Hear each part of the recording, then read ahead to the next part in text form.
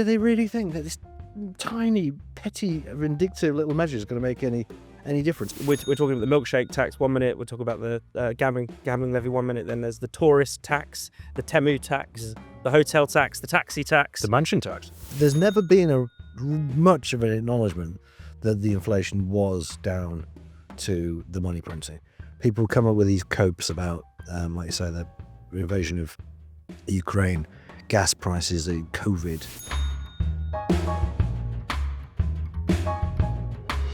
Hello and welcome back to Last Orders. I'm Tom Slater, editor of Spiked, in our new office/studio. We're just moving in, so bear with us with the echo and everything, but it's great to be in our new home. Also great to be joined by Chris Snowdon from the IA. How you doing, Chris? Nice to be here in Bermondsey, Absolutely. London's glittering East End. And we're also delighted to be joined by my colleague, your friend and ours, Fraser Myers. How you doing? I'm great. Glad to be here. So we've got plenty to talk about. We're talking on the day of the budget, so we'll get into the budget in general, but obviously the nanny-state implications therein. We want to talk about the COVID inquiry and the farce that's predictably turned into, and also to touch on the issue of MMT, modern monetary theory, which Zack Polanski appears to be a big fan of. But Chris, shall we start with the budget? Many of the things we've been talking about in the run-up to it, as relates to gambling, as relates to alcohol, seems to have come to pass. Taxes on online gambling, online gaming, the duties going up in relation to alcohol. Do you want to talk us through some of the things that most infuriated you about this budget? Yeah. Been a bad budget for working people if they gamble, drink, smoke, vape, or even drink sugary drinks. So let's start with the sugary drinks. The milkshake tax. The milkshake tax. I mean, this is, I don't know whether it's funny or tragic or both. It sums up the absolutely vacuous world of modern politics. So this was kind of announced the day before the budget as a bit of a sweetener, if you will. And I guess they must have thought people were going to think this is good news, to take our mind off all the bad news coming on the budget. But so I think we might have mentioned this in the previous pod, because the government's been consulting about it for quite a while. Actually, it's not specifically about the budget; it just happened to be announced during the budget. The sugar tax, the lower tier of the sugar tax, kicks in at 5 grams of sugar per 100 mils. To put that in context, I think a Coca-Cola is 13 grams per 100 mils or something. So 5 grams isn't very much. It's just over a teaspoon, and it's about 20 calories. Okay, 5 grams. So we're not talking enormous quantities. And because the government set the tax at 5 grams, and specifically told the soft drink industry to reformulate their products to avoid the tax, what do you think they did? They brought them below 5 grams. And they generally brought them not very far below 5 grams, because it already took a lot of reformulation to get them below 5 grams. And even then, most of them tasted disgusting, like Iron Brew does now, and Ribena and all these other things, which I can't drink anymore, thanks to George Osborne and Jamie Oliver. So, but anyhow, they complied. They were good little boys, and they changed their drinks, and some people kept buying them. Great. And then the public health people said, oh, they've all just brought just below the threshold. It's not within the spirit of the tax and all this kind of stuff. We can get even more public health gains from getting them to reformulate to 4 grams. Let's make the threshold 4 grams. And the soft drink industry quite rightly said, well, we've already spent a lot of money reformulating these drinks. And then we had to persuade people to drink the bloody things. What is the point? For the sake of like a tiny, even the impact assessment said it was going to take 0.9 calories out of the daily diet of people who drink these things. And so there was a compromise of sorts. They should obviously just kept it at 5 grams. Well, they should have scrapped the sugar tax altogether, because it has had no public health benefits, but that's by the by. It's raising a fair bit of money for the government. But there was no reason to drop it at all. But they dropped it to 4.5 grams as a sort of a compromise. Let's be reasonable here. And so we're talking half a gram per 100 calories. That's 100 mils. A can of Coke is just over 300 mils. So we're talking 1.5 grams of sugar potentially being taken out of one of these drinks, which is 6 calories? Doesn't really feel worth it, does it? It's like just having one less sip of it kind of thing. And this was announced by Wes Streeting as if he'd just cured cancer or something. It was, I will never turn my back on the children in this country, and obesity is such a terrible thing, and we are going to do everything we can to tackle childhood obesity. So we're going to lower the limit from 5 grams of sugar per 100 milliliters to 4.5 grams of sugar per 100 milliliters. The Food and Drink Federation, who are completely useless, came out saying, we are very thankful that the government has listened to our concerns and all this bollocks. The Tories had the Tory Scottish minister had quite a reasonable response. I think he said something like, the government shouldn't be doing this namby-pamby rubbish. It's tinkering. He was thinking in particular of iron brew, tinkering with a very important part of Scottish culture. And he said, our economic policy is made from iron girders. We wouldn't do this. But of course, they brought in the bloody sugar tax in the first place. So as always, when the Tories attack Labour, the answer is simply 14 years. And that's the end of it. But everybody was acting like this is a big deal. The Food Foundation or somebody was going, this is a fantastic step forward for child health. Does anybody believe this? How can anyone believe it? The sugar tax itself, which led to a law reformulation, did absolutely nothing with child obesity. It's at record highs. Do they really think that this tiny, petty, vindictive little measure is going to make any difference? And it is going to make a difference, because I don't think there's many soft drinks were reformulated to between 4 and 4.5 grams. They're going to have to reformulate Pepsi. They're going to have to reformulate 7-Up. They're going to have to reformulate Iron Brew, which is brilliant. I just don't like the AG Bar, the people who make Iron Brew, they should have stuck to their guns in the first place. And all of them should stick to their guns now. I think rather than reformulating, they should go back to the old formulation and tell the government to go to hell. Because before you know it, it'll be, can you do 3.5 grams now? So that was the first thing. So that's the sugar tax. Gambling, massive, massive taxes for online betting and online gambling.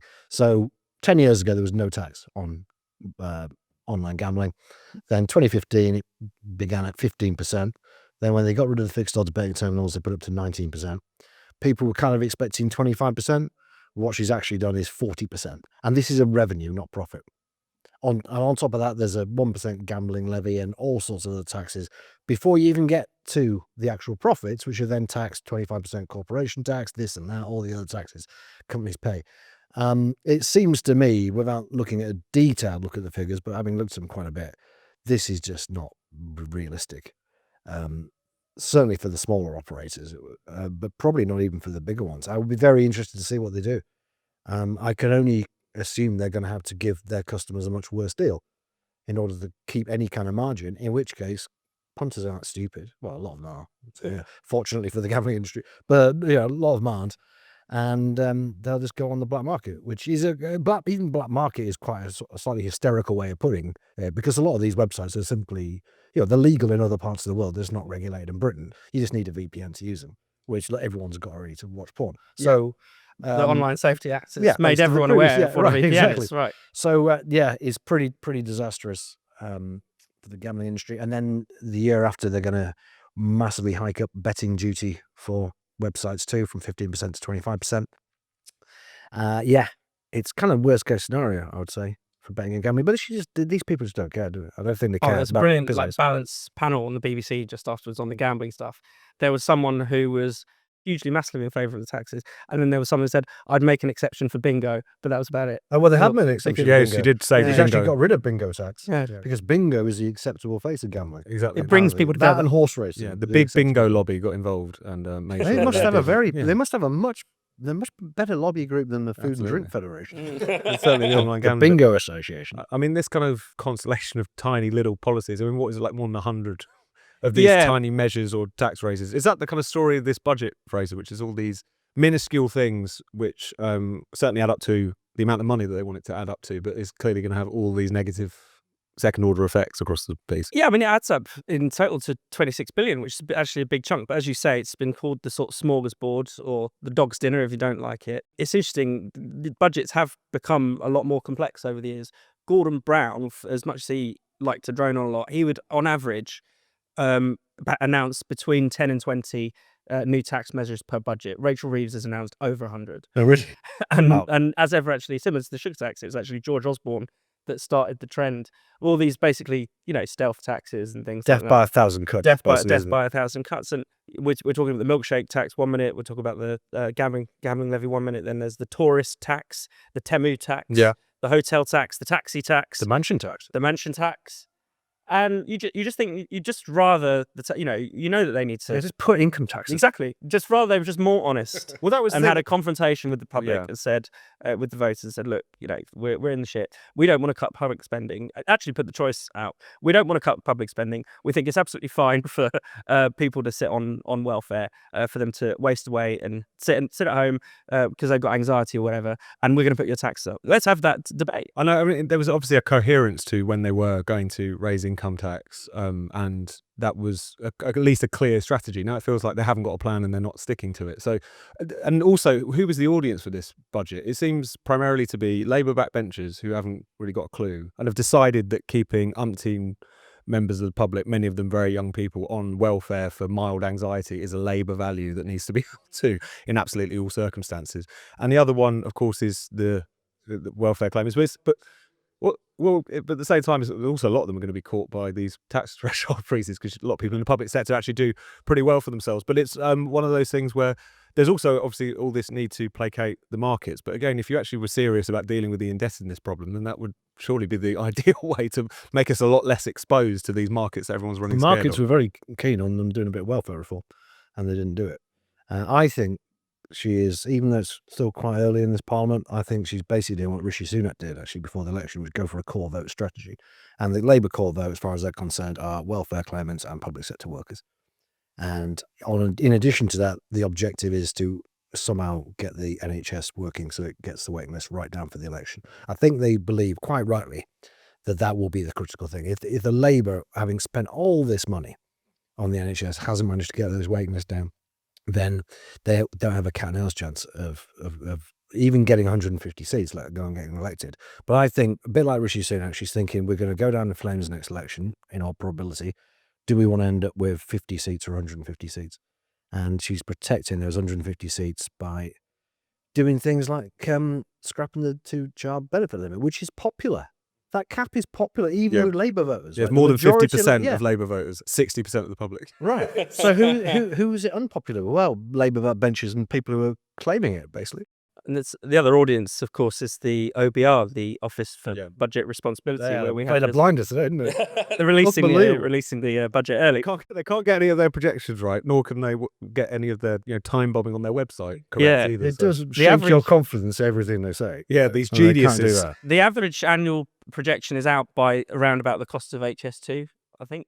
But the way that the budget seems to work now is that Rachel Reeves and the Treasury team go into negotiations, quote unquote, with the OBR. They come up with policies and they say, how will it score with the OBR? So they'll say things like, the EU reset, youth mobility scheme, will the OBR give us a few points on that? And that seems to be genuinely the policy-making process. And that's why you end up with policies that don't actually seem to deliver any real growth. They satisfy, the bean counters in Whitehall, but out there it's pretty bleak. Yeah. It's a bit of a sort of Liz Truss kind of cliche, but the Treasury and the OBR, they do not factor in what you might call dynamic effects. It's true, they don't. They would literally are just, they're bean counters, and they'll say, well, this will cost us that much, so that's what we take off. There's no thought about, well, maybe that might stimulate some economic activity in some other way. It's a big problem, the OBR. Like a lot of things, it was a good idea. I think 15 years on, the fact that they can't even, keep the bloody thing a secret for an hour during the budget, they're incompetent. They're past. You've got 15 years of projections from now, and they're all awful. And these current ones will be awful. And to listen to Rachel Reeves stand up and recite these figures, and in 2030, 31, it's going to be this. It's just meaningless, completely meaningless numbers. Although when they, it slipped out earlier this week that they were downgrading the growth forecast, you think maybe that's an indication that they might go in the right direction. Who knows? But it's one of those things. Well, I'm certainly downgrading the growth forecast. Yeah, no, it's looking bleak. There's no. We should have. This is where gambling comes in again. You get people at the OBR. Firstly, let's find out who they are. Let's get them to literally put their money where their mouth is. Every time. Get people like me. Spell on me and Portes again.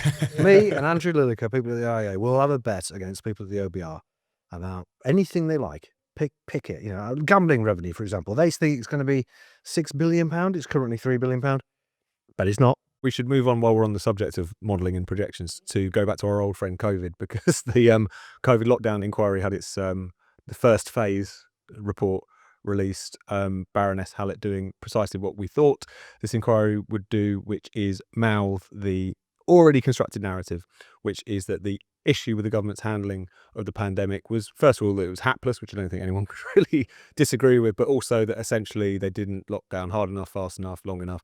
And also taking as read, quite tellingly, all of the now quite widely discredited sort of Neil Ferguson projections.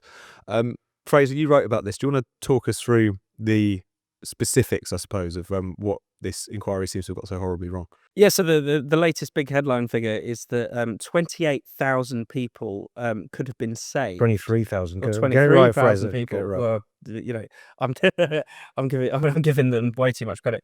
Could have been saved had Boris Johnson locked down the country a week earlier, back in March 2020. When Caprice said we should. Well, there you go. The great sage. Yeah. I mean, this is obviously one of the big ironies of the pandemic, because and the sort of, you've written very well on this, Chris, the sort of rewriting of history, that actually in the build up to lockdown, broadly the expert consensus was that well, we should sort of vaguely carry on as normal and just be a bit careful and be a bit cautious. Yeah. And then it sort of flipped on a dime. And once the herd moved, once the expert consensus flipped, we basically couldn't get out of lockdown for love nor money, And it is worth stressing that, because what the great and good and this inquiry are now basically suggesting is that a Boris Johnson-led government should have defied the advice of their scientific advisors and listened to Caprice. Like, that would have been, which is an incredible conclusion. But there was a point at which Boris did defy the advice of the scientific advisors, and that was during the winter of 2021, 2022. Omicron wave. The Omicron wave. Now, of course, we had the vaccinations by then, which would bring down deaths. Omicron was also milder. But the modelers were claiming that without a lockdown, without, basically shutting the country down again, post-vaccination, this is the level of hysteria there was. Even after the vaccine program, they still wanted us in lockdown. That there would have been, in a worst-case scenario, 6,000 deaths per day, which would have been higher, I think, than in any country on Earth. The highest daily total was India, of 4,000 deaths per day during that sort of Delta wave. Back in the UK, the highest death wave we'd had was 1,200 per day. And they were saying it was going to be 6,000 without a lockdown. Their best case scenario for no lockdown was 600. And I think maybe it sort of peaked maybe about 300 at its worst during that wave. I mean, to say that they were wrong is to understate things by a billion times. These models are so discredited, and yet now they've become the basis for this inquiry. It's basically going to be read as gospel. You just have to hope that any sensible government who is, has to deal with a situation like this doesn't take that too seriously, because these models do need to be challenged. Not to say they can't be useful in some circumstances to warn you about the direction of travel, but they're not accurate forecasts by any stretch of the imagination. I don't actually have a big problem believing that something like 23,000 deaths could have been prevented under that scenario in the first wave. It wouldn't have prevented them overall. The report actually said this, buried deep in. They kind of said, well, in the long term, over the couple of years, Right. not that much would have made much Oh, difference really? anyway. Wow. Okay. But Well, that's they true. sort of buried that bit. Right. Well, that's obviously the Yeah. important bit. Like, what's the net number of deaths? I mean, it's just kind of mathematics, really. If you just look at how it was developing and spiraling at that point. But it's not. It's kind of that's kind of obvious. I mean, you could always say, as people did throughout the pandemic, we should have with hindsight, we should have locked down earlier. But then you've got to come out of lockdown, and as soon as you come out of lockdown, it goes up again. So for her to say again, this is just what people were saying at the time, which is why the report's so pointless, because we can all remember what people like Piers Morgan were saying at the time. We don't need somebody saying it again now, a few years later. But she's saying, "Oh, we could have avoided a lockdown by doing X, Y, and Z and contact tracing and such like." Well, we did that, and we still went into lockdown. We did that in the autumn, right? Yeah. Of 2020, and also every country in Europe, apart from Sweden and Belarus, went into lockdown. The only way to not go into lockdown is to choose not to go into lockdown. Yeah. Right? I don't think there's anything in this report, not that I've read all 800 pages, which gives you a sort of trigger point for when you must do a lockdown. It's just like, well, if you'd done a lockdown earlier, you'd save lives. Well, you would, but then we'd have a longer lockdown, and there's all the negative effects of that, and you've got to come out of it. at some point. Every single country went into lockdown. I remember at the time, there were all the midwits were saying, oh, Germany's doing really well. We need to do whatever Germany's doing. And then Germany had a massive wave and they went to lockdown. Check Ireland. Hungary, for parts of Eastern Europe, like, oh, Eastern Europe's doing really well. What's their secret? They all went into lockdown. They all had a massive wave because that's just what happens with epidemics. And so it's just a waste of money, isn't it? £200 million just to hear basically Piers Morgan echoing through your head. It's getting to the point where people, I hope, will start to question whether these inquiries are worth calling at all. I mean, following one of these inquiries or following like even a select committee these days is a bit like, you know, when you kind of stumble across a journalist that you quite respect on one issue, writing about an issue that you know about, getting it completely wrong and thinking, should I be taking anything they say? Right. I mean, this inquiry has kind of been an example. Baroness Hallett admitted that she doesn't really understand graphs. Do you see that? No. That's a little bit of a handicap. This sort of situation. Hugo, I hate him. It's basically a social media grandstander. He should replace Piers Morgan on Good Morning Britain or something, because he'd just give these long speeches. He's got all the right establishment sensibilities. The first session of the inquiry, they decided to focus on Brexit. And before a single piece of evidence had been given, at least orally, he said, all the evidence suggests that Brexit made the pandemic worse. But we haven't heard any evidence. Yeah. And then you had people based on modelling. Based on modelling. But then you also had some people later on saying, well, actually, because of Brexit, we actually stockpiled all these medicines. So it's actually good, actually not a terrible thing on balance. How we got out first with the vaccine. Yeah. And it was helpful with the vaccine. Right? People like to pretend that was the case, but it is. People said we were, do you remember when people said Brexit was going to just absolutely murder all of us because we were not going to get a vaccine? Yeah, was it Layla Moran who said something like they're putting ideology like ahead of lives or all this sort of stuff. But awful people, awful inquiry. The Levy inquiry comes up next year. That might be. No, I haven't been invited yet. That'd be. It's a waste of money, to be honest with you. The Levy one. What lessons are to be learned? She did it. It'll just end up with them. Well, hopefully, yeah. That's the. I mean, the main thing is that they will just go on about how much she did it. But really, what is the point? It's kind of like a 1 in a billion kind of shout. It'll just end up with more regulation, bureaucracy in hospitals. People have to follow stupid things to do something that, check your colleagues not a murderer. Really be prevented. Maybe they'll put CCTV in every room in the hospital or something like that. A vast expense. A bit like with the Grenfell thing, The response to the Grenfell was just an enormous amount of regulation for something that probably would never happen again anyway. You know what I mean? There was a Grenfell inquiry, wasn't there? There's too many inquiries. After the Levy one, they should cancel them. I agree. We seem to it seems to be a peculiarly British phenomenon in the sense that because Sweden had a COVID inquiry and I think they finished it within a couple of months. Yeah, within a couple of months, and they just said we nailed it. Said, so, well done, good boy. job. Ours is also. I mean, again, it's got all the establishment prejudice dripping through it. I'm looking forward to. They said they're going to examine every single social factor in the UK. So there will be a segment on race, on poverty, on things like that. And okay, of course, something like where you live will have had an impact on, do you live in a big city in a crowded place? Will have had an impact on the virus. Multi-generational, tends to be. But how does that work? How can that impact the government's emergency response? It's just right. Absolutely like. Yeah, we're going to knock down all the cities. Yeah, and disperse people into the villages. They're like all pot. Just in case. Well, on that very useful pointer for a future government, Chris, shall we turn to our old friend, Zack Polanski, who continues to make waves politically. And he's been going on the attack against Labour in particular, essentially embracing a kind of version of modern monetary theory, essentially. The only thing that's really stopping governments from, spending like crazy is that they're mean-spirited, because if you're in control of your currency, then basically everything will fall before you. Do you want to talk a little bit about this debate? I know it's something that you've been following for a long time, particularly your old bête noire, Richard Murphy. Do you think it's significant that Polanski is making waves and getting a lot of praise and retweets for airing these kinds of positions? I think it's interesting and quite worrying that the leader of any party, even if it's only the Green Party, who are like second or third in the polls, I suppose, so I shouldn't make out they're nothing, believes in this absolute gobbledygook. I haven't actually followed it that closely. I kind of am familiar with Richard Murphy because Tim Worstel's been writing about him for 20 years. And he is a very, very comic figure. He's just a retired accountant in Norfolk who kind of Walter Mitty kind of figure. He just thinks he knows everything about economics, even though he openly admits that he dislikes economics and doesn't accept any of the premises of economics.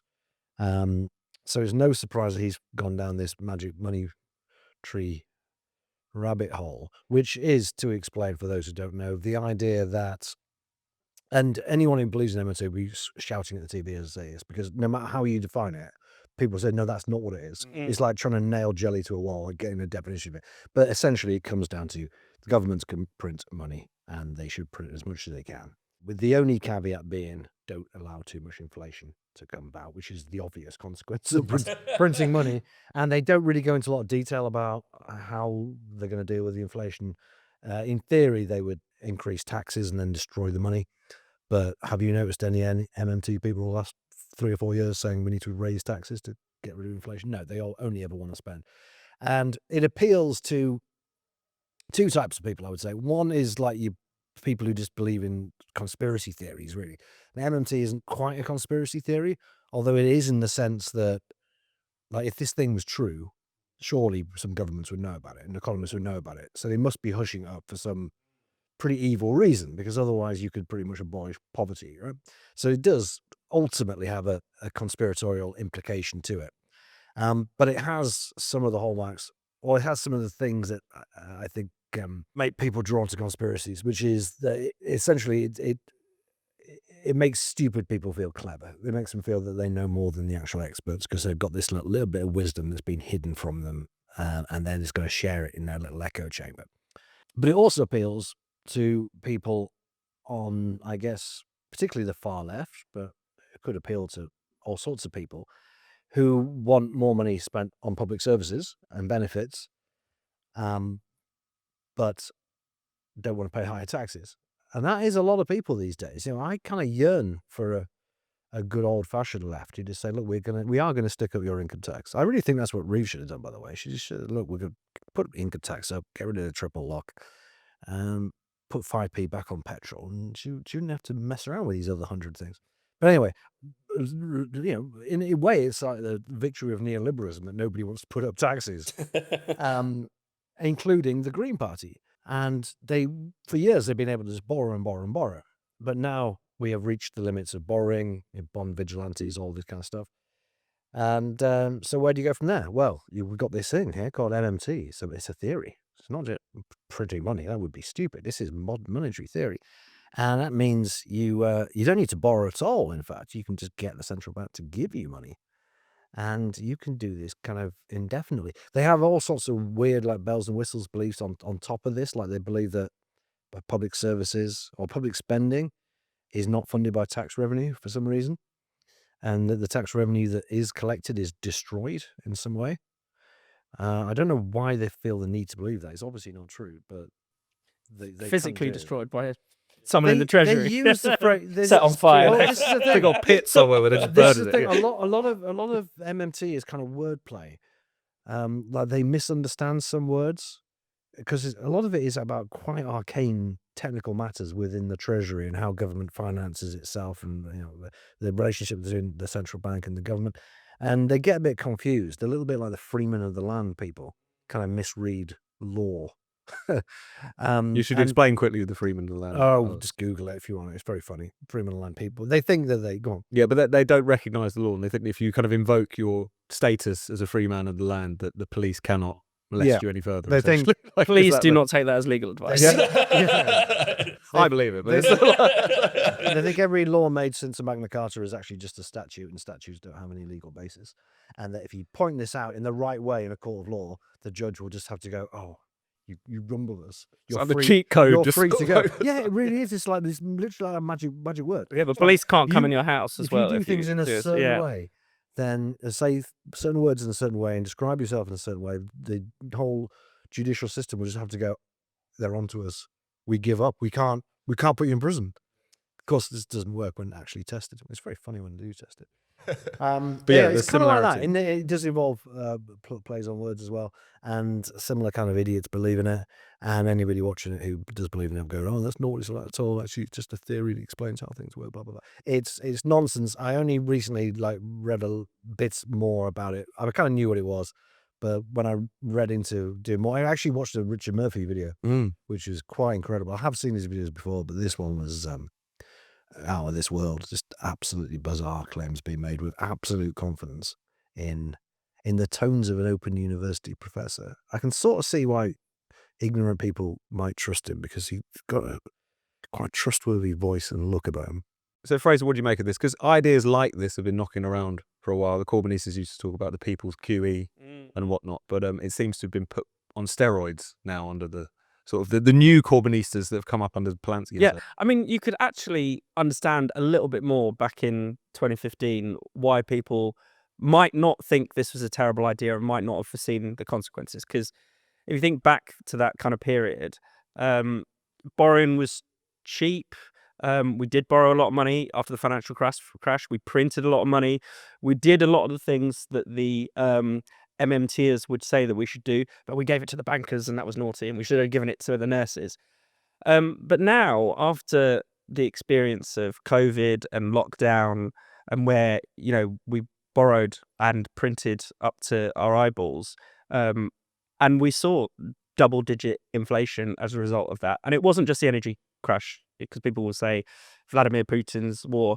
Inflation was going up to like 5-6% already before all that kicked off. So it just feels like hasn't life experience discredited this idea? Don't we have to? And normally it's the left are also the first people to go, Liz Truss, Liz Truss. So presumably, are they the same people? Are they would Richard Murphy have a go at Liz Truss and her reckless gamble of borrowing? I don't know. Or did she borrow for the wrong things? He did defend her, actually, in this video I was watching. On one point, obviously not in general. There's something to do with the bond markets, actually. Yeah, so there is a little bit of crossover there. I can't remember exactly what his point was. But yeah, you're quite right. And we have been practicing MMT. This is the thing. It's a variant of for it, quite a while. Yeah. And in a way, it's a shame there wasn't more obvious inflation after the QE during the financial crisis. There's a number of reasons why there wasn't. Well, firstly, actually, inflation did go up to 5% at one point, which is quite high, given it's higher than it is now, and people are worried about inflation. And this is a time when there was very little demand in the economy. But mostly when, like you say, I went to the banks who just didn't lend it. Yeah. So it kind of disappeared, as opposed to COVID, where it literally went in people's pockets. And then they were locked up, and then suddenly they're allowed to spend it. And it's a classic case of too much money chasing too few goods. But it did give people, even the Bank of England, this kind of sense of false confidence, so there's false security, that you hadn't seen obvious inflation. And they thought, oh, just do it again. But now, like you say, we have. And there's never been much of an acknowledgement that the inflation was down to the money printing. People come up with these copes about, like you say, the invasion of Ukraine, gas prices, COVID. I've never found anyone give me an answer to this. When oil prices go up, petrol prices go up. Yeah, fine, okay? Now, if you want to call that inflation, you can do. It doesn't actually lead to inflation across the board, generally speaking, which tells you something. And oil prices and gas prices did go up when Russia invaded Ukraine. But they've since gone back down, right down to where they were before, a very low level. Have prices gone down? No, inflation's gone down. That's not the same thing. Prices haven't gone down because the price of gas doesn't control the price of everything else in the same way that the price of oil controls petrol. There simply would not be, it's a kind of a basic monetarist point, but there simply would not be the money to allow prices to rise if we hadn't had the money printing, right? So I don't think lessons have been learnt, even at the Bank of England. And Mervyn King's been very good on this. He admitted that the whole thing was because of QE.